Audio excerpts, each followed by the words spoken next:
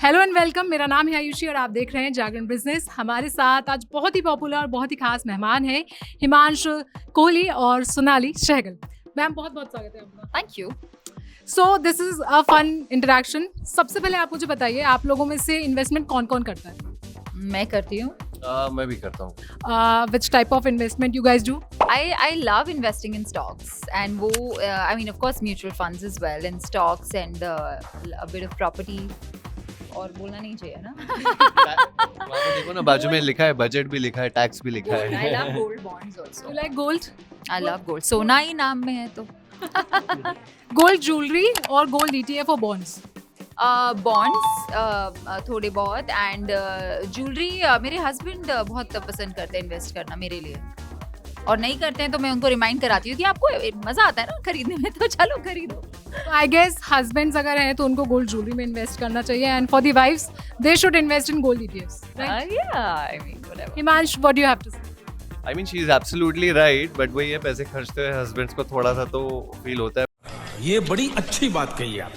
But every Dhanteras भी कहते हैं कि जब घर में सोना आएगा तभी लक्ष्मी का वास होगा। तो it is absolutely fine when घर की Lakshmi is happy wearing gold. There is no harm getting more gold to the house. क्या दैट्स बात है। The biggest investment probably for a man in the house. आप लोग SIP करते हैं? SIP का फुल फॉर्म बता पाएंगे मुझे? Yes.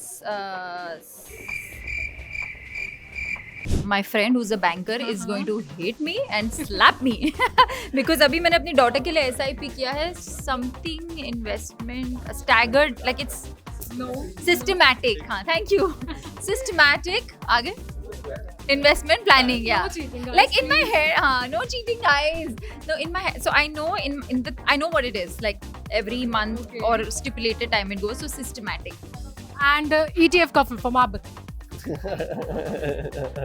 What do you know about the share market? आप स्टॉक्स में इन्वेस्ट करते हैं? एक्चुअली मैं आपको ऑनेस्टली बताऊं, मैं तो देखो एक आर्टिस्ट हूँ और मेरी वाइफ है, she is a lot into share marketing. मेरे जीजा बहुत ज़्यादा इन्वेस्ट करते हैं।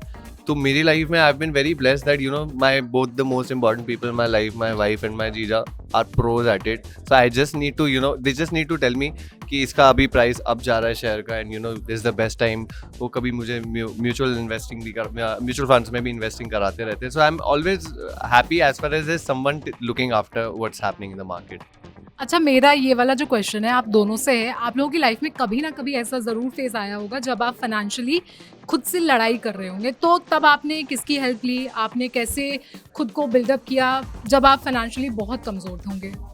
I think the only time जब मुझे ऐसा लगा, बिकॉज एक एक्टर की ज़िंदगी में स्टार्टिंग में स्पेशली स्टेबल इनकम नहीं आती है जब आप मॉडलिंग करते हो और छोटे मोटे एड्स करते हो, but by God's grace it was okay. I think मुझे मनी मैनेजमेंट हमेशा से पसंद था, और स्टॉक्स में ब्लू चिप कंपनीज में इन्वेस्ट करना भी पसंद था। बट आई थिंक जब मैं अपना घर बना रही थी ना और सारी फंड्स एक तरफ कर दिए थे, तो उस टाइम पे थोड़ी सी कैलकुलेशन, कहाँ पे क्या पार्क करना है नहीं करना है, आई थिंक उस टाइम पे थोड़ा सा वो बैटल था फाइनेंसेस के साथ।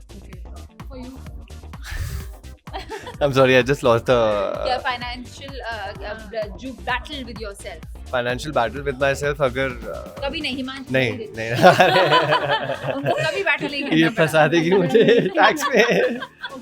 आता है लोगों की, सभी लोगों की लाइफ में ऐसा एक मुकाम आता है, और स्पेशली एक्टर्स की लाइफ में तो वो डेफिनेटली कहते हैं कि वो समय कभी भी आ जाता है that you no because we are all freelancers at the end, either we are working or we are not working, so there's no between that। आप या तो फिल्मों में काम कर रहे होते हैं, शोज में कर रहे होते हैं। अगेन थैंक यू, घर वालों को बहुत सपोर्ट है और हमेशा एक यू नो अनकंडीशनल सपोर्ट रहा है।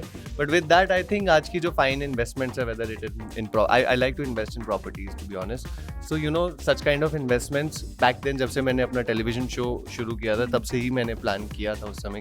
ओके, लास्ट क्वेश्चन गाइस, आप अपनी फिल्म को कितने नंबर देंगे? ऑल्सो किसको सबसे ज़्यादा ये फिल्म देखनी चाहिए?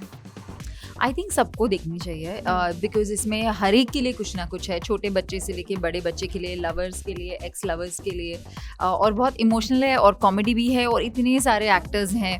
सो आई थिंक सबको देखनी चाहिए। और अगर मैं आपकी फाइनेंशियल भाषा में बोलना चाहूँ, अगर आप इसे एक ब्लू चिप कंपनी की तरह आप इसमें इन्वेस्ट करेंगे तो आपको इसके रिटर्न्स बहुत अच्छे मिलेंगे और बहुत जल्दी मिलेंगे। सो आप 7 अगस्त को ज़रूर इन्वेस्ट करने जाइए। लाइफ लेसन्स डेफिनेटली आपको मिलेंगे। While she said absolutely right, but I would like to add there are a lot of youngsters those who self-doubt on themselves, I think you must come to the cinema hall and watch this film.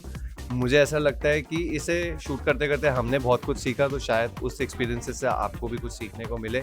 So do support us in our journey, Aryabhat Ka Zero, which releases in cinemas on the 7th of August.